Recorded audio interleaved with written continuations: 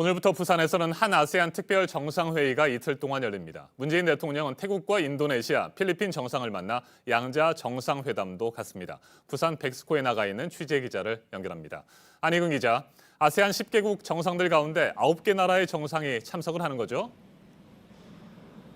네, 당초 아세안 10개 나라 정상이 모두 참석하기로 돼 있었는데요. 캄보디아 훈센 총리가 장모의 건강 악화로 불참을 통보했고 나머지 9개 나라 정상은 각각 전용기와 KTX 편으로 이곳 부산에 도착했습니다. 공군 조종사 출신인 하사날 볼키아 브루나이 국왕은 서울에서 한 브루나이 정상회담을 마치고 이번에도 어김없이 직접 전용기를 몰고 김해공항에 도착했습니다. 네, 앞서 문재인 대통령은 어제 청와대에서 브루나이 국왕과 정상회담을 했죠. 부산에는 어제 오후에 도착했습니까? 네, 문 대통령은 어제 오후 5시 넘어 부산에 도착했고 첫 일정으로 에코델타 스마트시티 착공식에 참석했습니다. 착공식에는 태국과 베트남, 라오스 정상도 함께했습니다. 문 대통령 발언 들어보겠습니다. 새로운 접근을 하고자 합니다.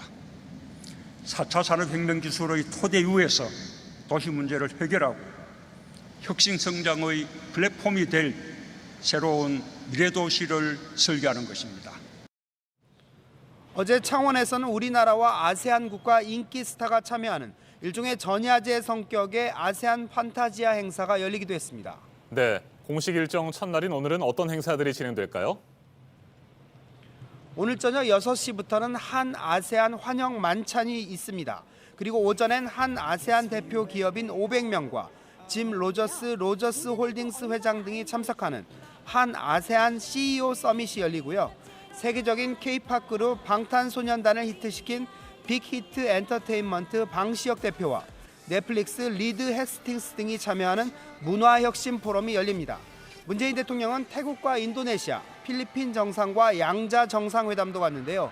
인도네시아, 필리핀과의 정상회담에선 양국 간 FTA 협상 체결 문제도 논의할 예정입니다. 네, 안희근 기자. 이번 한 아세안 정상회담이 갖는 중요한 의미 간단히 정리를 좀 해보죠. 올해로 아세안과 대화를 시작한 지 30년이 됐는데요. 아세안은 총 인구가 6억 5천만 명에 달하고 GDP도 3조 달러에 육박하는 거대 단일 시장입니다. 중국에 이어 제2의 교역 파트너로 떠오른 시장입니다. 특히 중국과의 사드 사태 이후 더욱 중요성이 커졌는데 문 대통령은 출범 이후 신남방 정책을 표방하며 임기 전반기에만 아세안 10개 나라를 모두 방문할 정도로 공을 들이고 있습니다. 자, 그리고 어제 정의용 국가안보실장이 브루나이 국왕과의 정상회담 때 행사를 방해한 시위대에 유감을 표시했다고요? 네, 어제 한 브루나이 정상회담이 청와대에서 열렸는데요. 브루나이 국왕이 이번에 국빈으로 우리나라를 찾았고 어제 행사에선 애국가와 브루나이 국가가 연주됐습니다. 그런데 국가 연주 소리보다 시위대의 소음이 더 커서 아주 민망하고 황당한 상황이 연출됐다는 게 청와대 입장입니다. 정의용 실장은 10분, 20분만이라도 좀 자제를 해줬으면 좋겠다며 강한 유감을 표시했습니다.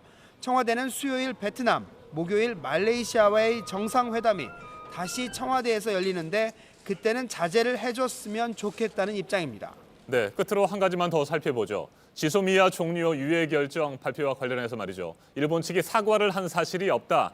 이렇게 조금 전에 전해드렸는데 이에 대한 청와대 재반박이 혹시 있었습니까? 네, 청와대는 외교 채널을 통해 일본의 신의성실 위반을 지적했고 일본 측이 분명히 사과를 했다는 입장입니다.